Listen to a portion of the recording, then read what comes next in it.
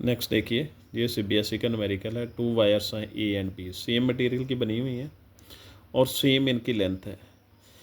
जो area of cross section है इनका, उसकी रेशियो दे दी 1:6, और हीट जो इनमें प्रोड्यूस होगी उनकी रेशियो निकालनी है, वोल्टेज सेम अप्लाई किया हुआ है। हीट का फार्मूला ये है, H=I²RT।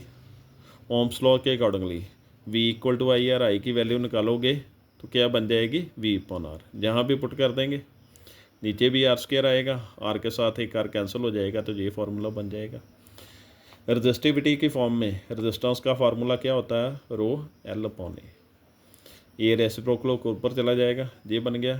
हीट जो है डायरेक्टली प्रोपोर्शनल टू एरिया आ गई। H1 का फार्मूला बन गया और H2 का फार्मूला बन गया, दोनों को डिवाइड कर दिया। इसकी रेशियो दी हुई है 1/6, सीधा लिख सकते हो 1/6, ये वाली रेशियो। ए के साथ ए कैंसिल हो गया, या ऐसे लिख लो A/6 से ए के साथ ए कैंसिल, 1/6 बन जाएगा, और हीट की रेशियो ये आ गई। अब सेकंड न्यूमेरिकल देखिए जो सीबीएसई का है।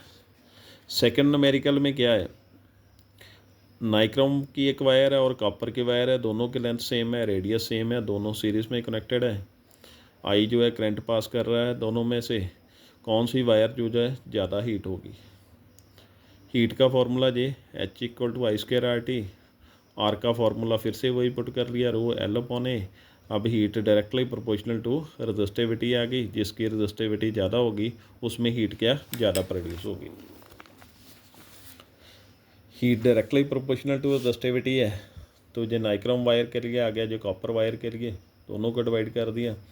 रजिस्टिविटी की कॉपर की जो है कम है as compare to nichrome wire, फिर नाइक्रोम वायर में क्या हीट क्या ज़्यादा प्रोड्यूस होगी, क्योंकि इसकी रजिस्टिविटी क्या है ज़्यादा, तो नाइक्रोम वायर में हीट क्या ज़्यादा प्रोड्यूस होगी।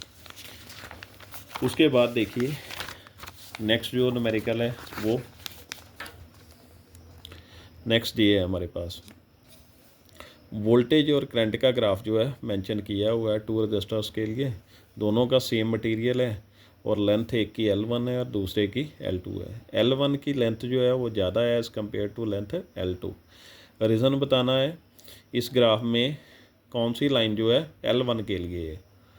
ये देखिए रजिस्टेंस जो है उसका formula ρL/A। Resistance directly proportional to length हो गया, लेंथ किसकी ज़्यादा है, L1 ग्रेटर देन L2। इसका मतलब L1 का रजिस्टेंस क्या होगा, ज़्यादा एज़ कम्पेयर टू L2।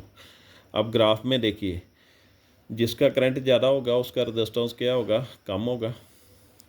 तो इसका करंट ज़्यादा है, इसका रजिस्टेंस क्या होगा, कम। जैसे बोल सकते हो जिसका वोल्टेज ज़्यादा होगा उसका रजिस्टेंस भी ज़्यादा होगा, तो वोल्टेज किसका ज़्यादा है, बी का, तो इसका रजिस्टेंस जो होगा ज़्यादा, यानी कि R1 के लिए हो गया, यानी कि लेंथ R1 के लिए ये लाइन ग्राफ की जो है वो आ जाएगी।